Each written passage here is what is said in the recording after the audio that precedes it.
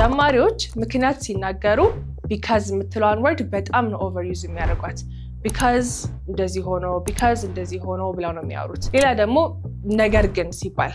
but ነው ብቻ ነው የሚታወቀው but ስለዚህ ዛሬ በዚህ ቪዲዮ እንዴት ብላችሁ ይሄንን word avoid አድርጋችሁ better የሆነ እንግሊሽ ከbeginner ወደ intermediate ሊያስኬዳችሁ የሚችሉ ቃላቶችን የምንማረው እነኚህ ምክንያት ለመናገር condition ወይ መንስኤ ለመናገር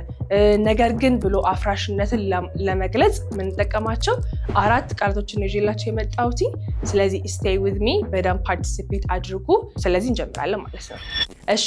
መጀመሪያ የምናየው እንደዚህ ከሆነ ብቻ ነው ይሄ ነገር ሊሆን የሚችለው ሚለውን ነገር ነው የምናየው ኦኬ እንደዚህ ከሆነ just if ብቻ ነች አይደለ ግን እንደዚህ ከሆነ ብቻ ስንል ብቻ ምንድነው in English only አይደለ ስለዚህ እንደዚህ ከሆነ ብቻ ስትሉ የምትሉት only if ምትሏን ተጠቅማላችሁ ማለት ነው only if እንደዚህ ከሆነ ብቻ ነው ይሄ ሊሆን የሚችለው ለምሳሌ እናንተ ፕራክቲስ ካረጋችሁ ብቻ ነው ፍሉዌንት ልትሆኑ የምትችሉት አይደለ እናንተ ፕራክቲስ ካረጋችሁ ብቻ ነው ፍሉዌንት መሆን የምትችሉት ብዬ እንግሊሽ ስናገር ፍሉዌንት መሆን የምትችሉት የሚለውን እና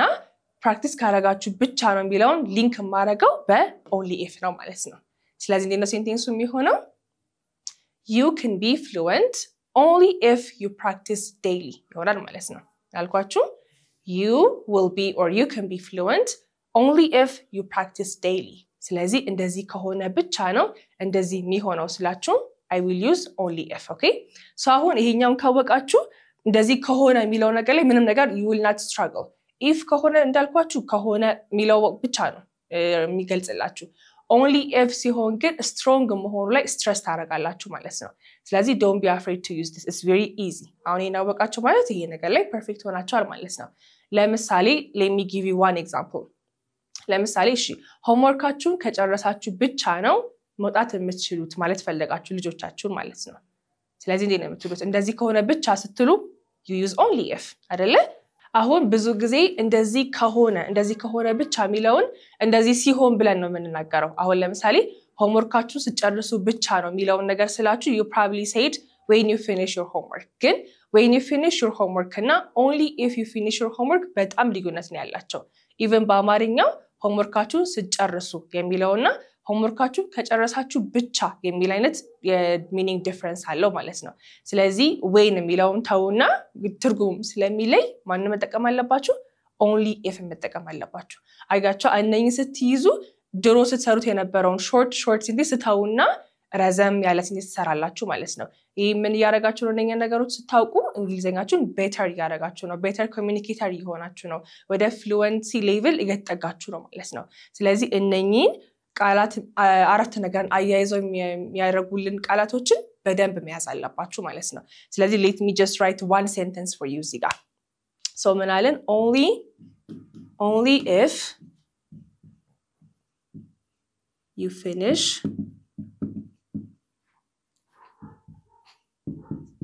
your homework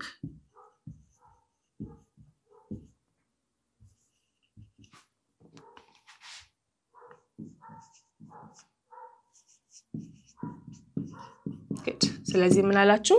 only if you finish your homework can you get out or ደግሞ ከገለበጣችሁስ ደግሞ you can get out only if you finish your homework ማለት ትችላላችሁ ማለት ነው ይሄን ከፊት ለፊት ካመጣችሁ ያኛውን can you get out የነበረው you can get out ይሆናል you can get out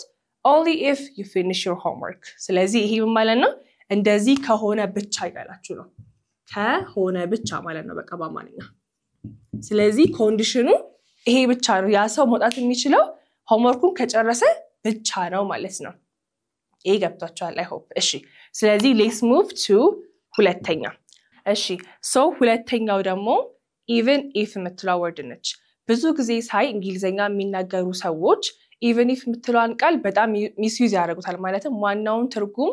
ይዘው አይደለም የሚናገሩትና ብዙ ሰው ደግሞ ያንን ቃል ሲሰማ በጣም ነው confused የሚሆነው ግራ ነው የሚገባን ማለት ነው እንዴ ብለን even if ሚለውን ነገር እንዴ ብለን ነው የምንረዳው ምን ማለት ነው እናም ሃሪክ ሴንቴንስ ላይ ደግሞ እንዴ ብለን ነው የምናስገባው ሚለው ደግሞ ሰከንድ ላይ ነው የምናየው ማለት ነው even if እንዳልኳችሁ even if ሚለው ነው የምናየው even if ስንል to the future ነው የምናወራው ኦኬ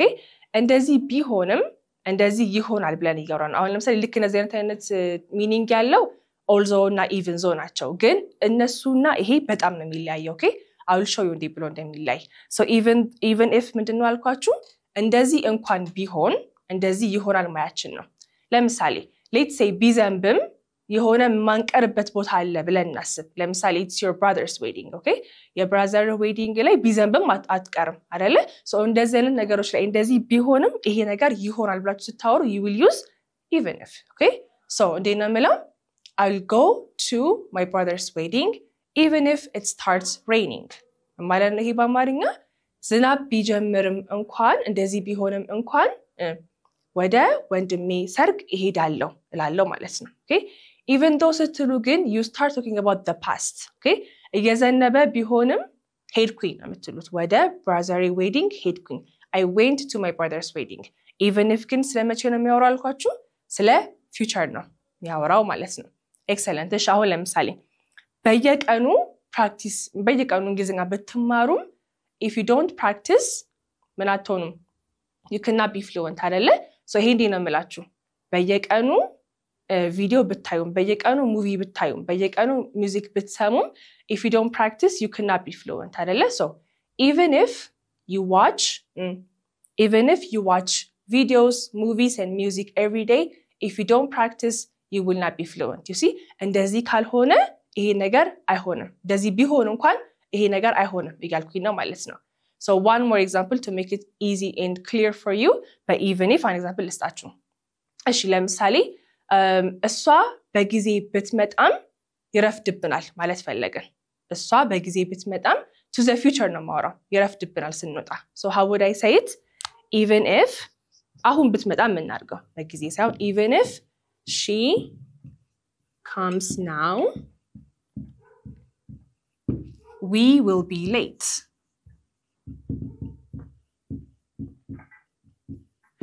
you see ahun you guys are making long የሆኑ sentences አይደለ አሁን ለምሳሌ she comes now she will be late ብቻ በትሉ I would understand you the other person will also understand you ግን እንደዚህ ቢሆንም እንኳን ብላችሁ ብትጨምሩበት በጣም ፐርፌክት የሆነ እንግሊዝኛ አወራችሁ ማለት ነው እሱ ነው በመንደም ብትጨምሩት በእነኚህ በconjunctions ስለዚህ even if she comes now አሁን ብትመጣ እንኳን we will still be late still እናረፍዳለን ይያልኩኝ ነው ማለት ነው ስለዚህ እነኚህ መጠቀማችሁ እንግሊዝኛችሁን በጣም አሪፍ ነው የሚያደርገው እንደዚህ የሚቋረጣው ነገር አጫጭር የሚሆነው ሴንተንሳችሁን ረዘም ያደርጋል የምታወሩት ነገር ፍሎ ይኖረዋል ስለዚህ እነኚህ መጠቀማችሁ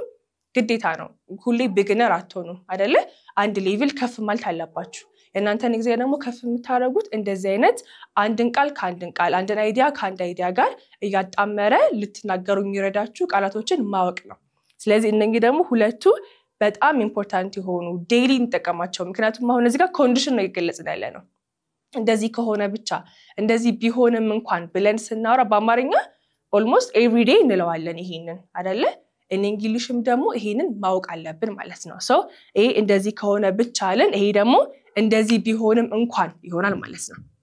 ቢሆንም እንኳን ስለዚህ I hope አሁን even if ምናምን ሲባል confused አትሆኑ ምክንያቱም በቃ እንደዚህም ቢሆን እንኳን እንደዚህ ይሆናል ማያችሁ ነው even if okay እሺ so አሁን ሁለቱን ጨርሳችኋል okay ሁለት ብቻ ነው የሚቀር ሁለቱን ካወቃችሁ በኋላ ደግሞ almost completely change ነው የሚያደርገው ሌቭላችሁ okay እሺ ሶስተኛውን ደግሞ let me ask you this question ቡና ካልጠጣሁኝ አክቲቭ አልሆንም ወይም ደግሞ like አልነቃም እንዴት ነው የምትሉት ቡና ካልጠጣው probably if I don't drink ብላችሁ ሊጀምራችሁ if I don't drink I am not active or I will not be active ይቻላል እኮ ግን ይሄ በጣም ሎ የሆነ እንግሊዝኛ ነው እመነግራችሁም ሁሌ every day የሚላችሁ እንግሊዝኛችሁን አፕግሬድ ማድረግ አለባችሁ እስከመቼ if I don't or ደግሞ and because but በጣም ማይነር ጥቃቅን የሆኑ እንግሊዝኞችን ከመተጠቀሙ ሌቭላችሁን ከፍ ያረጋችሁ ፕሮግረስ ስለሆነ በዛስ በኩል ማለፍ አለባችሁ ማለት ነው ስለዚህ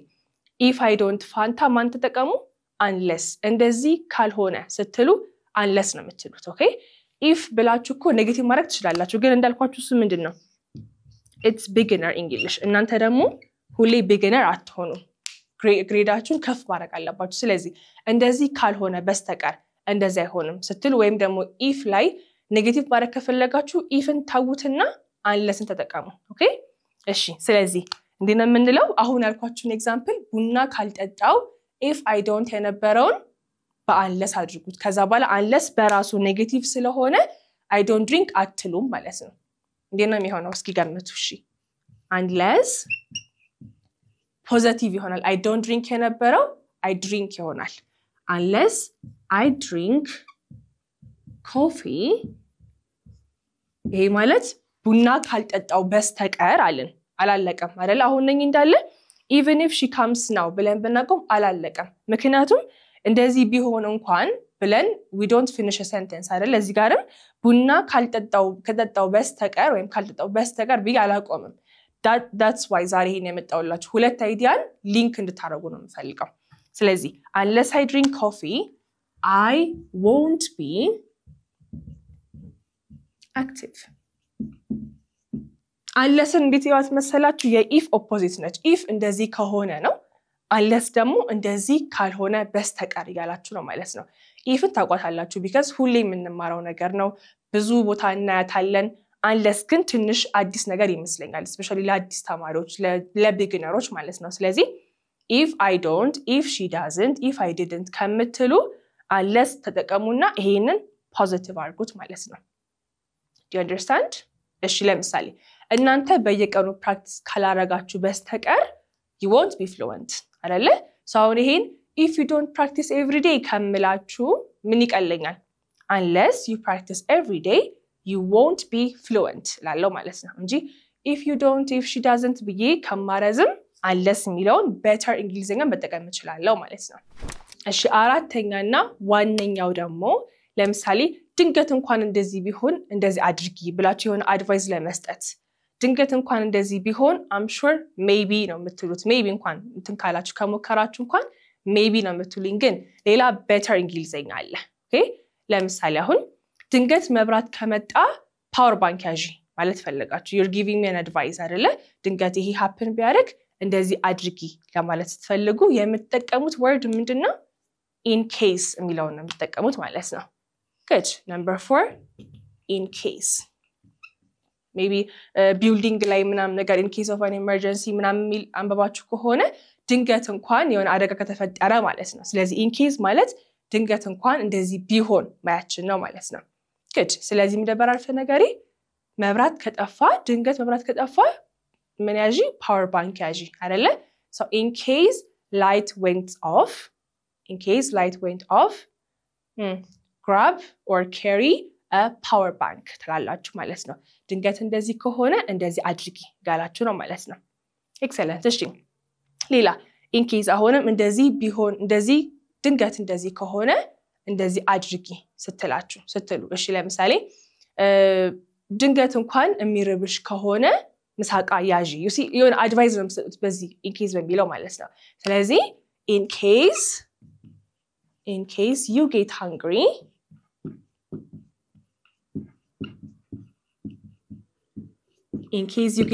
እንዴ ቢል ጨርሰው ይችላልው ይሄ in case you get hungry maybe a snack ግዢ እንዴ ነው የምትሉኝ in case you get hungry እዚህ ጋር advice ወይም የሆነ order ስለምታረጉ ቀጥታ ከverb ነው የምትጀምሩት እንጂ you ብላችሁ አታስቀምጡም እዚህ ጋር because you're giving me an order አይደለ ስለዚህ in case you get hungry buy some snacks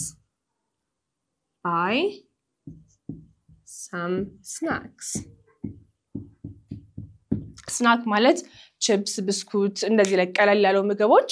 snacks ይባላሉ ኦኬ ስለዚህ ምን ማለት ነው in case you get hungry buy some snacks ድንገት like ከራበሽ ምን ማድረግ ትችያለሽ ስናኮች መውሰድ ትችያለሽ ይላልአችሁ ነው ማለት ነው ስለዚህ ማንን አየን even if አየን only if አየን unless እና in case አየን እንዳልኳችሁ ይሄ አጭር የነበረውን እንግሊዘኛችሁን ረዘም ያደርጋዋል better communicate ያደርጋችኋል የምትፈልጉትን አይዲያ to the fullest reflect ማድረግ ትችላላችሁ ስለዚህ እነኚህን ቃላቶች beginner ነኝ እና ይሄ የኔ ሌቭል አይደለም ብላችሁ አትተው ምክንያቱም at the end of the day your goal is to be better አይደለ ራሳችሁን better ለማድረግ ነው ጎላችሁ ስለዚህ ምንም ነገር ይከብዳል or ደግሞ ይሄ ነገር ለኔ ሌቭል አይሆንም ብላችሁ አትተው ሁሉንም ነገር ስተዲ አድርጉ እኔም ለእናንተ ተጠቅማል ብዬ ማስበው ነገር ነው ይዤላችሁ መጣው so ይሄ ጀማሪም ሆናችሁ መካከለኛም ሆናችሁ ይጠቅማችኋል so if you also want a PDF written የሆነ ማቴሪያል የምትፈልጉ ከሆነ go to our Telegram channel እዛ ላይ አስቀምጥላችኋለሁ if you want to learn face to face and online please give us a call bye